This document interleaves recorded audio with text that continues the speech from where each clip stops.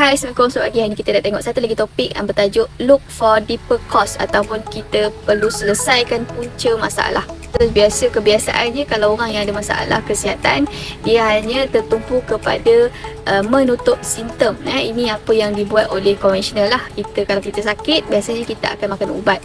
Tapi ubat tu dia tak boleh menyembuhkan kita punya, dia tak boleh menyelesaikan masalah lah, sebab kita hanya tutup simptom. Cara dia biasanya dia ada dua condition lah. Kalau kita sebut berkenaan dengan sistem imun ni, sama ada dia boleh jadi sistem imun kita tak aktif, sistem yang keluar adalah kita selalu sakit, ataupun sistem imun kita overactive, bermaksud kita ada masalah autoimun ataupun kita mengalami masalah keradangan lah.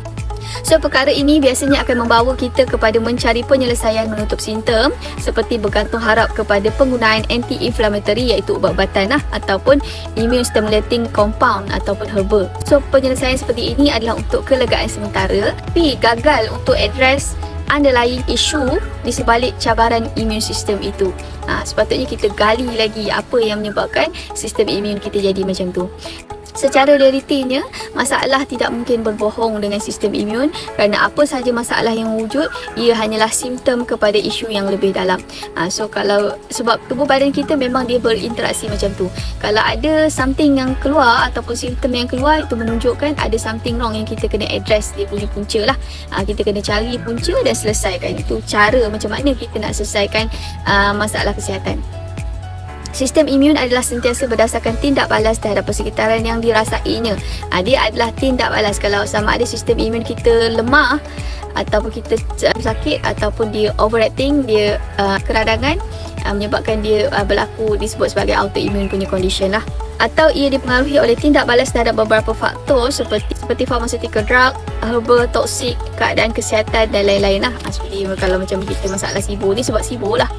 Sebab SIBO itulah yang menyebabkan badan kita bertindak macam tu. Okay, dan kita perlu faham ia adalah satu sistem yang mengawal sistem network yang besar.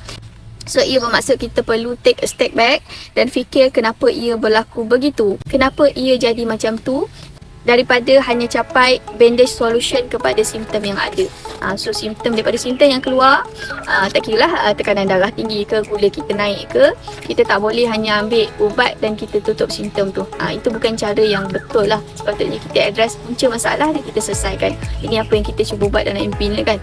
Kita cuba selesaikan punca masalah tu. Kenapa masalah itu berlaku? Dengan penggunaan supplementation atau makanan untuk melegakan simptom sebagai penyelesaian sementara, tapi penyelesaian sebenar hanya akan dicapai dengan mencari punca untuk faham kenapa sistem imun kita berkelakuan macam tu.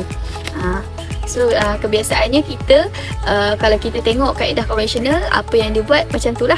Setiap kali ada reaksi tubuh badan kita, kalau kita sakit tu bermaksud ada something wrong yang kita kena address. Tapi apa yang konvensional buat hanyalah dia menutup simptom. Bila kita sakit, pergi hospital ataupun klinik, dia hanya akan bagi ubat dan dia hanya boleh tutup simptom lah. Tapi benda tu dia berulang-ulang. That's why kita makan ubat saja. Tapi kita tak boleh nak selesaikan. That's why kalau kita tengok orang penyakit kronik ni, dia bergantung dengan ubat tu. Sebab dia macam tu, dia punya sistem dia macam tu. Tapi sebenarnya kalau kita nak selesaikan masalah tu, kita tak boleh buat bergantung dengan ubat macam tu. Itu bukan solution kepada masalah kesihatan. Masalah kesihatan ni adalah dia cabang kepada stres lah.